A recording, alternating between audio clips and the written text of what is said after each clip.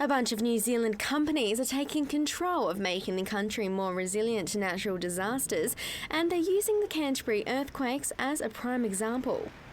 The new initiative, called Resilient New Zealand, is being launched by a group of like-minded businesses who want to help lessen the impact of natural disasters on the community. This particular project is obviously trying to draw lessons out of what's happened in Christchurch,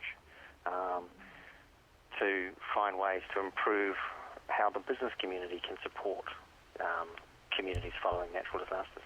The 5 businesses, Becca, BNZ, IAG, New Zealand Red Cross and Vodafone, are undertaking a project that delves into the role of businesses in the recovery of a city.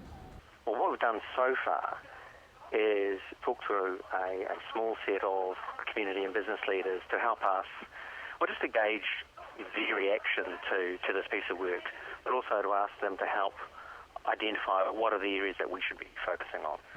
Because it's all very well and good for us to have a view about what might be important to communities and what we might think the role of business should be.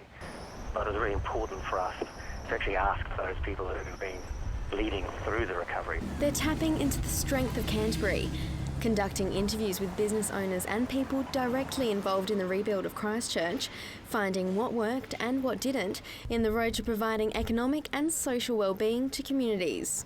I'm leading this project, and so I've been involved in it from day one, and I've been, really clear that we have to tap into the experiences, and the expectations of those who've actually led through this. And there's some people who've done a hell of a lot of work over the years, both at a community level or in their own businesses. And that's a really unique kind of perspective they have. So we have to kind of tap into that, and we have to kind of listen to what they think is important, and then try and find a way to translate that so that we can make that of benefit for the rest of New Zealand. Research findings from the group will be released later this year, advocating for changed business practices, policies and expectations to improve how the business community can help with disaster recovery. Chelsea Daniels, CTV News.